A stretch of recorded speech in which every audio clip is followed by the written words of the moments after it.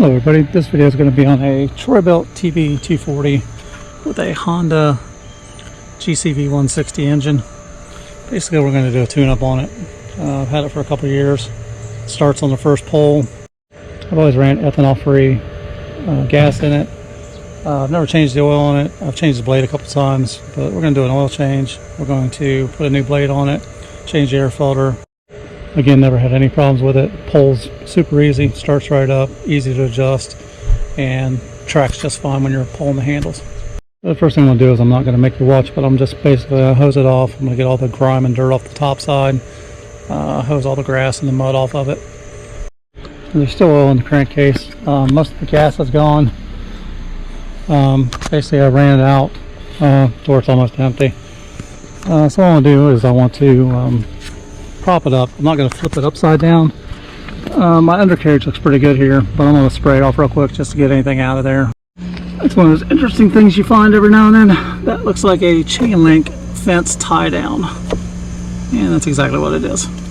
So somewhere down the road there, I picked that thing up and shot it right through the bottom. So I got it rinsed off.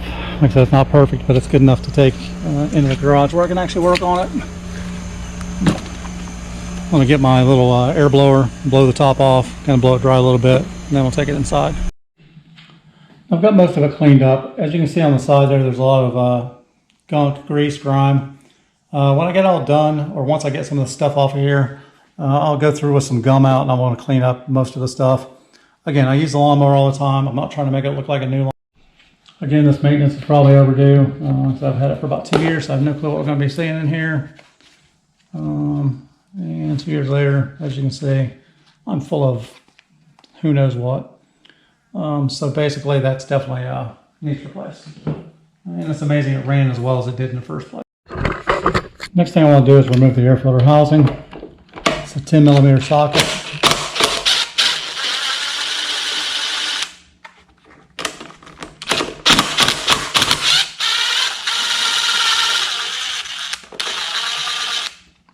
Two of those.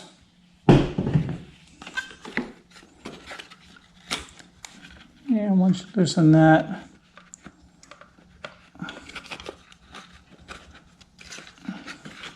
I'm having to get in here behind here. Basically, it's all full of gunk and goo. I'm gonna pull the carburetor off.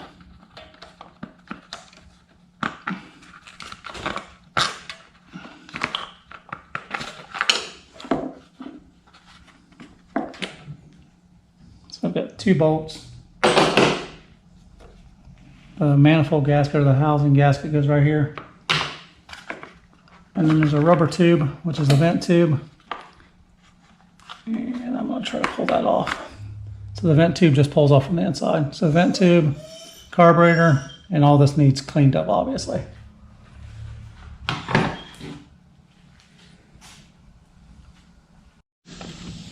I'm just going to use some brake parts cleaner here. Use carbon choke, brake parts cleaner, whatever you want.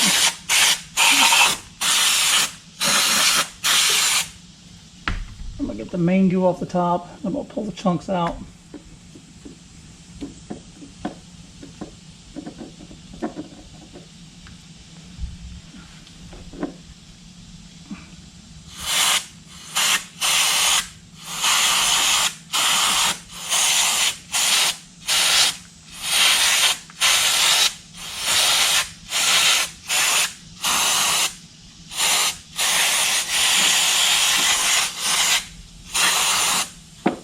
Make sure you're wearing safety glasses when you do that, so you don't get it sprayed back in your face.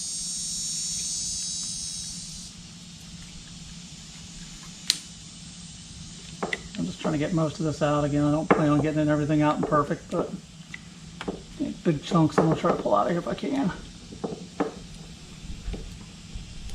Be careful not to pull your springs off.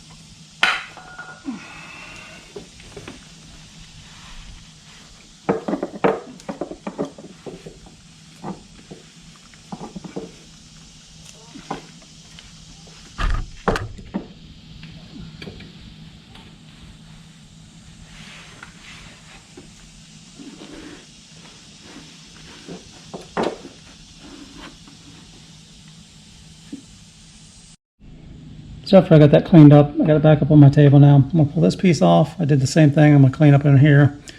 Pull this off really slow. Do not tear your gasket. If you tear the gasket, make sure you get a new one because that seals the carburetor. And when it's sucking air in there, sucking fuel in there, it will create a problem. So make sure you don't tear your gasket. If you do, get new ones. So I'm going to clean out the inside of the tube here. Wipe off the rest of the stuff there, and then we're ready to put it back. Now on the inside where you can't see, this is where the vent tube was, and there's a little runner right here. Make sure when you put your gasket back in that you put the gasket in the right way.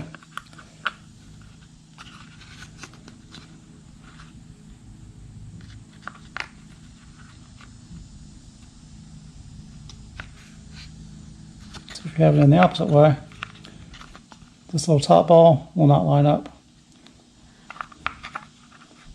So I'm going in that way.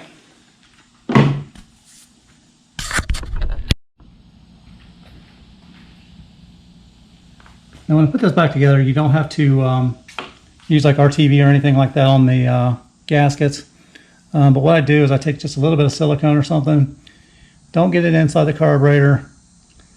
And I'm not going to silicone all the way around it. But basically what I'm going to do is I'm going to put a couple little drops on here. I'm just going to stick that on there. And that way when I flip it around, it'll actually stay in place. And it doesn't fall off of the inside here when I'm trying to put it up in place. So we're ready to go back together. I'm going to put this back up in here. I'm lined up with my choke. I'm going to hold the carburetor up. Actually, I'm not going to do any of that. First thing I'm going to do is put my vent tube back on. Like so. The vent tube just pushes back on there like that. Then I'm going to take my carburetor bolts. I'm going to put them through the front here.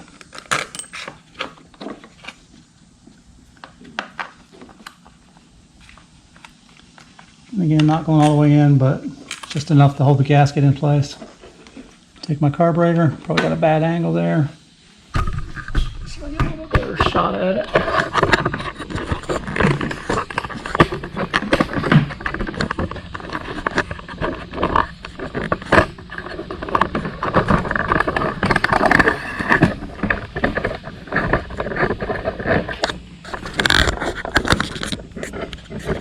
So the next thing I want to do, I'm going to put this back on. I'm going to start it with the air tube first, just because it's too hard to get to from the other side. So I'll put it on first. The vent tube. I'm going to take my bolts and I'm going to run them through the front. I'm going to make sure I don't move my gasket that we just stuck in place. I don't have to run them all the way in, but I'm just going to run them in far enough that they'll hold the carburetor. So basically I'm going to go through there first. I got my fingers on the other side, like that, holding the bolts in place. I'll take my carb, back the bolts out enough I can get to it. Run my bolts through my carburetor. Again, double check and make sure that my gasket's lined up. So now that I'm through that, I'm going to take my choke and my choke gasket, and again, push it on through. So I've got my entire assembly all in one piece, basically, ready to bolt it back in. If I can get it lined up, there we go. Now again, taking care not to tear this gasket on the inside. If it's a couple years old, that gasket's probably pretty fragile and it'll tear pretty easy. Lined up my choke on the inside. I'm just going to push it back in place. I'm going to hand start the bolts because you're going to tighten into aluminum. If you feel better here, use a socket and a ratchet. Don't use an impact because you don't want to cross thread it into the engine because then you're toast.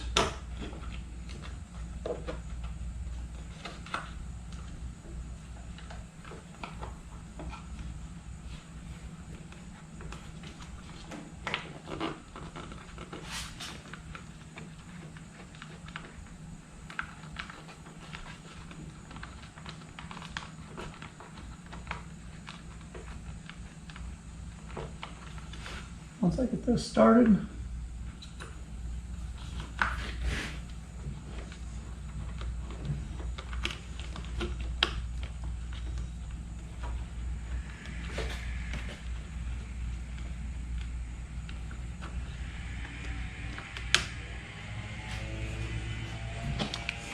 I impact and run them in, and again I'm going to hold it in place before I tighten it up.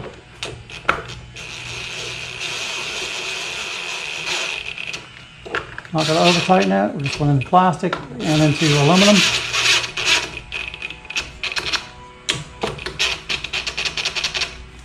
That's about it. I'm going to take my hand ratchet and tighten it the rest of the way up. Again, aluminum, plastic, and rubber. So you do not want to over tighten it. As soon as I feel it get tight like that, I'm going to go quarter turn, and there's probably some torque specs somewhere online, but I'm not going to look them up right now. And there's our housing back on, our carburetor's back on, our carburetor's all cleaned out. We've got most of the giveaway from here. I don't know if I mentioned earlier or not. If I didn't, I don't think I did. I've got most of the fuel out of here. I've got just a little bit of fuel in here. If you're just doing the carburetor only, you can basically turn off the fuel, and that way fuel doesn't run out while you're changing or working on the carburetor. Next thing I'm going to do is I'm going to take the spark plug out. Now, this is a 13/16. You can use a spark plug wrench if you want. Problem with using a spark plug wrench is depending on the end of your spark plug, if you're using the round connector on the end, which this happens to do, most spark plug sockets have a little tiny hole in there, and they're not really made to go over top of that. They're made to go over the little screw top on the top. So unless you're wanting to take this part off here first and then do it, I just use a 13/16. It's not like it's way down in the motor. We're not going to have to retrieve it. Again, this is not super tight. This is just a hand tighten thing. Again, we're going into aluminum, so you don't want to strip anything out or break anything off. So lefty loosey, righty tighty. So I went to the left. Took this guy out again, a couple years old. We'll see what she looks like. And it's actually not too bad a shape. I could probably clean it up. It's definitely some carbon on it, but that was probably from that air filter being. And my plug's out of there. I'm going to reach in. Same thing as before. I'm just going to clean off the inside. Make sure there's nothing big. You don't want anything dropping down inside the cylinder. Mine's just got some dirt on it, so I'm just going to clean up the edge of it.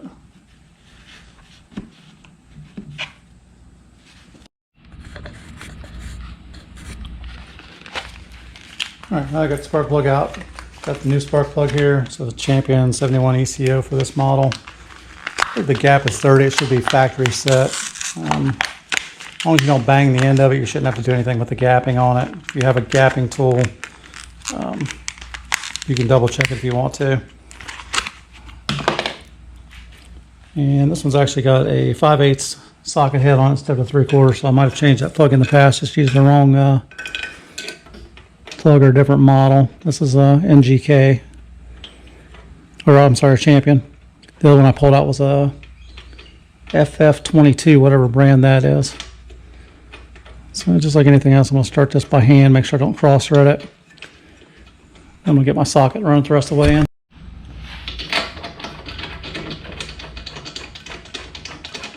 And just like a drain plug or anything else, you don't want to over tighten this, you don't want to crush it, you don't want to break it off in the head, you want to strip it off in the head, you don't want to strip the head out. So basically, you snug it up as much as you can. As soon as it feels like it tightens and you compress the washer, give it about a quarter turn and then leave it. So remember my washer, I could feel it compress. I'm gonna go about a quarter of a turn and that's it. Leave it. Spark plug wire back on.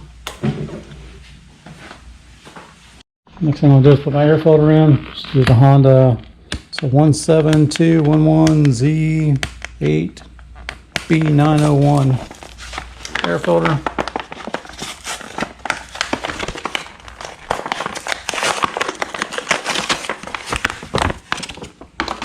Just basically just back in the hole. Oops, put it in the right way, it helps.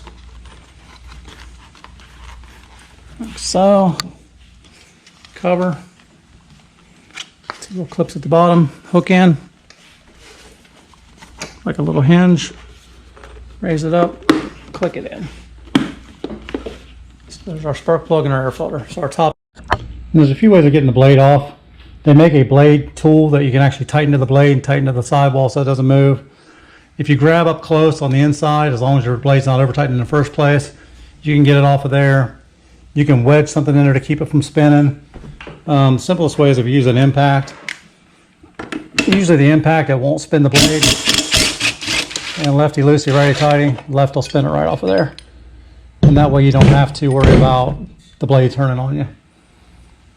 Make sure your fuel's shut off, and make sure that your handle, if you've rigged the handle so you don't have to keep holding it all the time, that it's not engaged, because that's how you shut off the mower. If you do spin the blade, the mower can start and it can cause some damage. Now when you go put the new blade on, there is an inside and outside. Make sure you don't put it on upside down. Basically just like a saw blade, if you put it on upside down, the cutting blade is going to be on the wrong side. You're not going to cut any grass up because it's going to be going the wrong direction. So the curved inside should fit right up in the groove, and it should line right up with your, I think that's called a butterfly connection in the middle. Should line that up. Try to stay out of the camera here.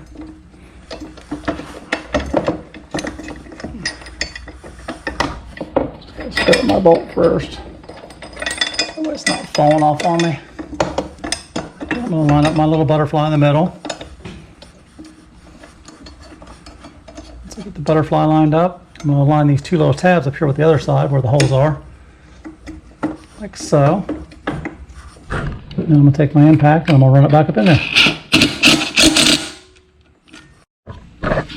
Now when you go to tighten this up, make sure your two little pins are actually in the blade.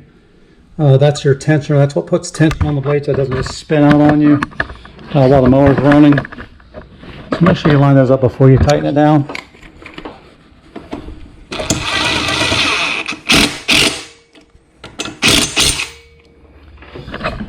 As you see, that flattens itself out, and that basically keeps tension on the bolt so the bolt doesn't fly off of there. Okay, so the last thing I'm going to do is I'm going to change my oil. Take the cap off my recycle bin.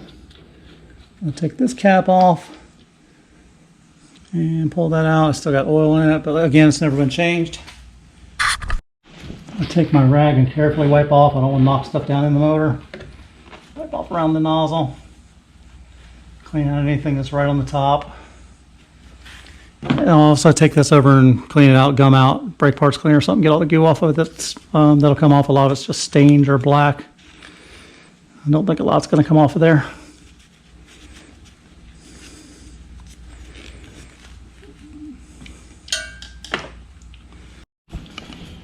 I've got my handheld siphon pump here. I basically modified the hoses a little bit so I'm not having super long hoses hanging out of here.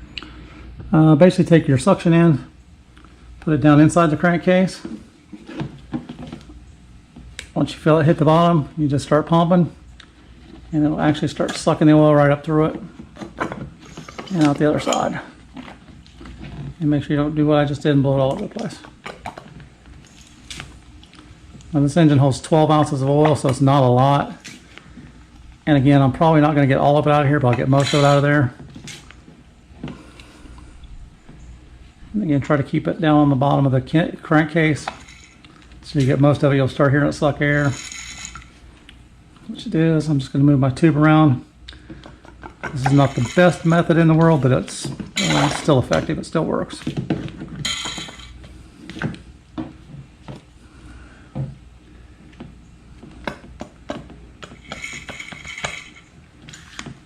Definitely not the cleanest one. And down in the bottle would probably be better than trying to do it in a drain pan like I did, but that's what I have. So a couple minutes later, after I cleaned up the mess that I made, back to putting engine oil in it. I just got regular Honda power equipment oil. It's a 12-ounce bottle. Again, I don't think I got 12 ounces out of there, so I'm not going to put the whole thing in there to start with. Dump about half the bottle in. A lot easier to add than to remove.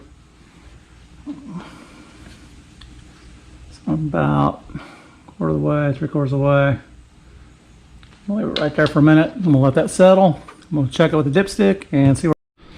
So we got our dipstick. Basically, we want the oil to the top of the dipstick, not up here, not at the bottom, but right at the top of the ridges. So with the mower flat or level, screw that in,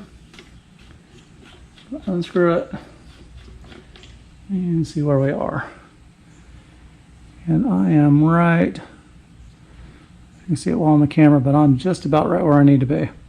I'm on that top X right there. So for guesstimating, that was a pretty good guesstimate. And that was about 3/4 of the bottle. So I got about 3/4 of the engine oil there, sucking it through the crankcase. Wipe it off. We'll check it one more time just to make sure, let it settle. So nothing on there. In all the way. Back out, and again, right at the top of the crosshatch. So I'm good.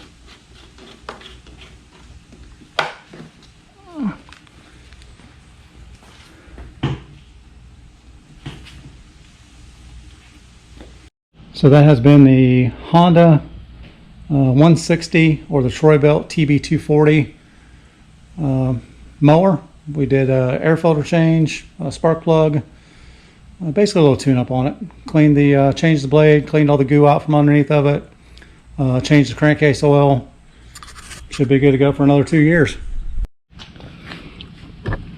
This is the fuel I've been using from Lowe's, and I know people are going to go, oh my God, you paid $6 a can for gas. All I can tell you is that I put it in there, the mower starts the first pull every time. It never gums up. The carburetor was actually clean. The spark plug's been in there for 2 years. It was still usable, still started on the first pull.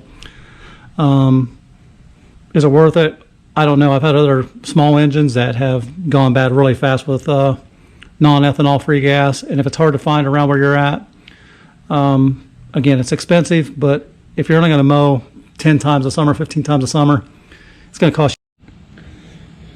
All right, everything's back together. Topped off the fuel. Again, that was air filter, spark plug, new blade. Cleaned up all the goo, cleaned up the carburetor, changed crankcase oil. So first pull, let's see what she does.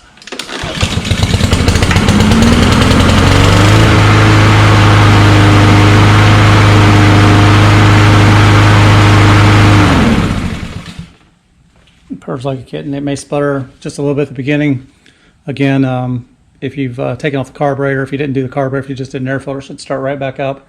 Took the carburetor off, basically the carburetor's empty, the fuel line's probably empty, so it may sputter a few seconds, blow black smoke, but should pick up idle pretty quick. Hope everyone liked the video. Please click the like and subscribe button if you haven't already, and keep an eye on my channel for more videos.